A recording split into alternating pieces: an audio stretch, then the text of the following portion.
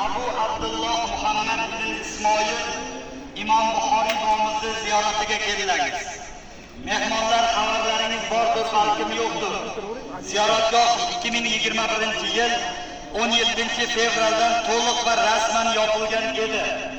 Oldin kelganlar bo'lsa 1000 kishilik masjidning o'rniga mana ko'rib turibsizlar, muhtaram yurtboshimizning tashabbusi bilan 10.000 kishilik masjid 5 yil ichida qurib bitkazildi. Oldi ko'rinishi Hindistondagi Toj Mahal ko'rinishda. Minoralarda har biri 75 metrdan 4 ta minora. Asosiy kirish darvozadan 100 metr arkada Imom Buxoriy bobomizni abadiy qo'nim topgan joyi qabrlari bosh qismida turibmiz. Musofirning duosi mustajab, onalarning duosi mustajab. Yomg'ir yoqqanda osmon eshiklari ochiladi, duolar mustajob bo'ladi. Duo qilib niyat qilingizlar, shu ziyoratgohlarga qayta ziyoratlarga kelib, shu 10.000 kishilik masjidda bir burchakda turib namoz o'qish hammalaringizga nasib qilsin. Hurmatli mehmonlar, endi men sizlarga Imom Buxoriy bobomiz kim bo'lgan, islom olamiga qanaqa xizmatlar qilgan, nima uchun Buxoro farzandi Imom Buxoriy Samarqandga kelib vafot etgan, shular to'g'risida ma'lumot berib o'taman. To'liq ismlari Abu Abdullah Muhammad ibn Ismoil Imom al-Buxoriy, 810-yil Buxoro viloyati, hozirgi Qorako'l tumani Poykand qishlog'ida ziyolilar oilasida dunyoga keladi. 2 yoshga yetganlarda Allohning irodasi bilan otalaridan ayriladi. Otalari vafotidan so'ng oradan 2-3 oy o'tar o'tmas Imom Buxoriy bobomizning ko'zlariga shikast yetib, ko'zlari ojiz bo'lib qoladi.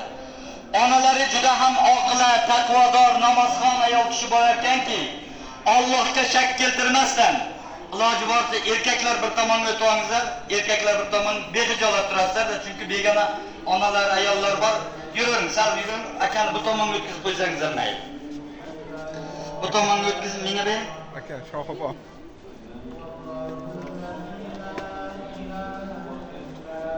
Otalari vafotidan so'ng oradan 2-3 oy o'tar o'tmas Imom Buxoriy bobomizning ko'zlariga shikast yetib, ko'zlari ojiz bo'lib qoladi. Onalari juda ham oqila, taqvodor, erkaklar bir tomonga o'tingizlar. Onalari juda ham oqila, taqvodor, namozxon ayol kishi bo'larkanki, Allohga shak keltirmasdan, "Yo poka Parvardigor, shu farzandni berding, ko'zlarini ochib bergin" deb Allohga yig'lab iltijo qilar ekan.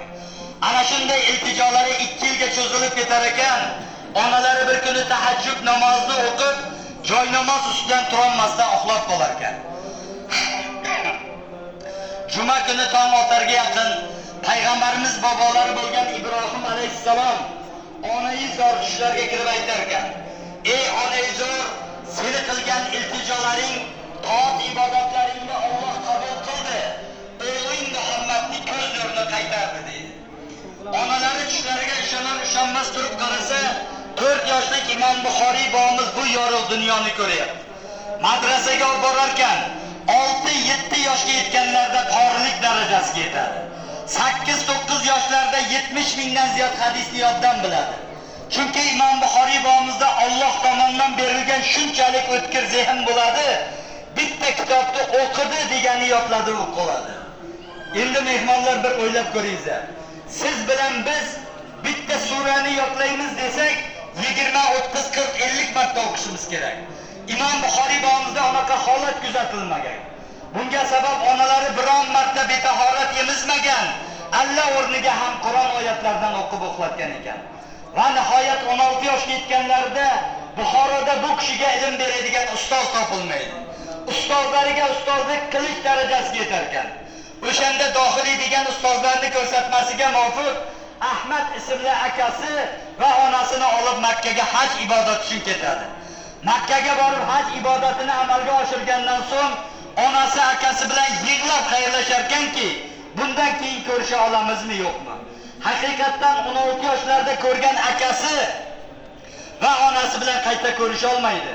Chunki o'zlari 40 yillar mobaynida 20 dan ziyod islom diyorlarida yurib, 1000 dan ziyod ustozlar qo'lida tahsil olib, payg'ambarimiz Muhammad Mustafa sallallohu alayhi va sallam hadislarni to'plab asl holiga qaytarib, Alloh Allohning kalomi Qur'ondan keyingi ikkinchi manba bo'lgan Sahih-ul Buxoriy kitoblarini yozadi. Sahih-ul Buxoriy kitoblariga Imom Buxoriy bobomiz jami bo'lib 600 mingdan ziyod hadis to'playdi. Shularning ichidan 7275 tasini Allohning kalomi Qur'ondan keyingi ikkinchi manba bo'lgan Sahih-ul Buxoriy kitoblariga yozadi. Sahih-ul Buxoriy kitoblari hozirgi kunga kelib butun dunyo islom olami tan oladi. Allohning kalomi Qur'on, Qur'ondan keyingi ikkinchi manba sifatida. Imom Buxoriy bobomiz ana shu 40 yil mobaynida ikkita ulug' unvon olgan. Ana shunday ulug' unvon Imom Buxoriy bobomizgacha ham, Imom Buxoriy bobomizdan keyin mana shu bugungi kungacha ham hech kimga berilmagan. Imom dunyo, butun dunyo imomlarining imomi, Amirul Mu'minin fil hadis, hadis mulkining amiri degan ulug' unvonlarni olib 40 yillardan so'ng ona yurti Buxoroga keladi. Buxoroga kelganlarida onalari, akalari dunyodan o'tgan bo'ladi. Lekin Buxoro xalqi bu kishini juda katta hurmat bilan kutib oladi. Chunki Imom Buxoriy bobomiz bitta ma'ruza deganda 3000, 4000, 5000 ta odam tiniq eshitgan. Mana sizlarga 30 kishi, 40 kishiga men mikrofonda kuchim yetmayapti. Imom Buxoriy bobomizda kuchli bilim bo'lgan, kuchli ovoz bo'lgan. O'sha davrda Buxoro amiri Xolid Ahmad Az-Zuhali degan amir bo'ladi. Buxoro amirni oldiga borib maslahat so'raydigan odamlarning sonidan Imom Buxoriy bobomizning orqasidan ergashgan odamlarning soni ko'payib ketadi. Buxoro amiri ayollari yetkazishar ekan. Imom Buxoriy xalqingizni olib qo'ydi, endi taxtizga hujum qiladi degandan keyin saroyga chaqirib aytar ekan: "Siz bugundan boshlab saroydan chiqmaysiz, faqat meni farzandimga hadis ilmidan saboq berasiz." Imom Buxoriy bobomiz javob qiladi: "Ilm bu Allohning nuri. Allohning nurini 4 ta bandasi uchun xor qilmayman. Menga ilm kerak edi, ustoz kerak edi. Shuncha yurtlarda yurdim. Mingdan ziyod ustozlar qo'lda tahsil oldim. Lekin birorta ustoz meni huzurimga kelib saboq bergan emas" degandan keyin Buxoro amiriga bo'ysunmadi degan har xil tuhmat, ayib bo'xtonlar bilan Buxorodan chiqariladi. Tarixda mana shu qishloqning nomi Xartang deb nomlangan. Ayrim manbalarda ammasining o'g'li G'olib ibn Jabroil deyilgan. Ayrim manbalarda shogirdlari G'olib ibn Jabroilnikiga kelib qisqa muddat shu yerda yashaydi, talabalarga hadis ilmidan saboq beradi. Ro'zai Ramazon tutib, ertaga hayit degan kuni, Ro'zai Ramazonning oxirgi kuni Samarqand ulamolar elchi borar ekan, Imom Buxoriyga borib ayting, ertaga bizda hayit namozini o'tib bersin deb. Ana shu elchining taklifiga rozi bo'lib, safarga otlangan joyda, otni uzanga oyog'ini qo'ygan joylarda jonlarini qatortirib Dorul Baqoga rihlat qiladi. 870-yil 60 yoshlarda. O'zlarining vasiyatlariga binoan bu kunisiga hayit namozidan so'ng mana shu joyga dafn qilinadi. Dafn qilinganlarda Allohning qudrati, mo'jizasini qarang. Qabrga qo'yib oxirgi tuproqlar tortilganda qabrlardan xushbo'y hid chiqar ekan. Kechasi qabrda 4 ta burchagidan 4 ta ilohiy nur yer osmonni bir-biriga bog'lab turar ekan. Ana shu nurni ko'rgan Buxoro amiri kelib yig'lar ekan: "Yo ko'ka Parvardigoro, sen aziz qilgan bandani men xor qilman. Qabrlarni beringlar, jasadlarni beringlar. Ona yurti Buxoroga olib ketaman" deganlarda vasiyatlarga binoan berilmaydi. Shundan keyin bu tabarruk zaminni odamlar ming yillar mobaynida ziyorat qiladi. 15-asrda ikkinchi yarmiga kelib Buxoro xoni Abdullaxon tomonidan mana shu chinorlar ekiladi. Masjid, maqbara, minoralar quriladi. Ana shunday minoralar, maqbaralar sobiq Sovet ittifoqi davriga kelib, sun'iy ravishda masjidlarda namoz o'qilmasin, ziyorat qilinmasin degan maqsadda xarobaga aylantirilib, masjidlar selitra solmaydigan omborxonaga aylantiriladi. Vaqtingizda umayman yana bir 2 minut. Ana shunday bir davrga to'g'ri kelar ekan. Diqqat bilan eshitingizlar. Ana shunday bir davrga to'g'ri kelar ekan. 1956-yil Moskvaga liviyalik Alloma Nadim Jisri, Indoneziyaning prezidenti Sukarno rasmiy tashrif bilan Moskvaga kelar ekan. Moskvaga kelib samolyotdan tushib aytar ekan: "Davlat ishini keyin gaplashamiz. Men Imom Buxoriy ziyorat qilishim kerak." Moskvalik rahbarlar bilmaydi Imom Buxoriy kim, qayerda islom olamidagi o'rni. o'sha davrda 5 ta respublikaning muftiysi, Qozog'iston musulmonlar idorasi raisi asli Toshkentlik bo'lgan Ziyoddin Qori Boboxonov domla o'tgan.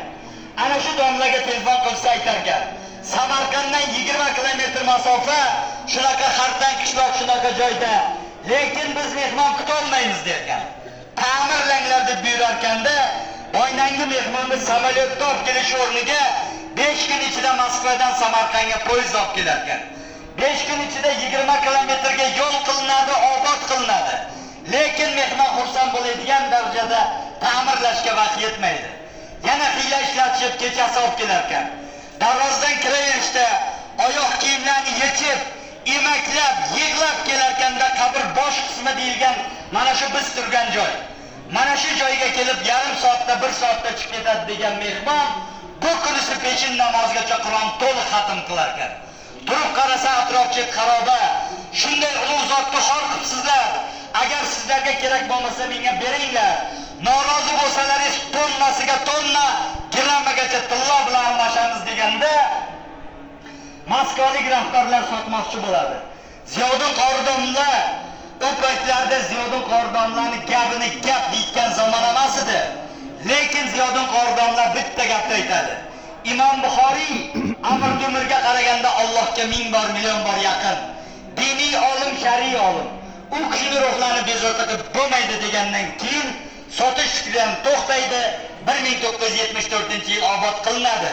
Lekin gazeta, televizor, matbuotda e'lon qilinmagan. Rasman ochilishi, mustaqilligimiz sharofati unutmasligimiz kerak. Muhtaram birinchi prezidentimiz tashabbusi bilan 1000 kishilik masjid qurilgan edi. Hozirgi kunga kelib kichkina bo'lganligi uchun, chetdan keladigan mehmonlarning soni ko'payganligi uchun muhtaram yurtdoshimiz tashabbusi bilan 10,000 kishilik masjid 5 yil ichida barpo etildi. Telefonlarda o'chiramiz mehmonlar.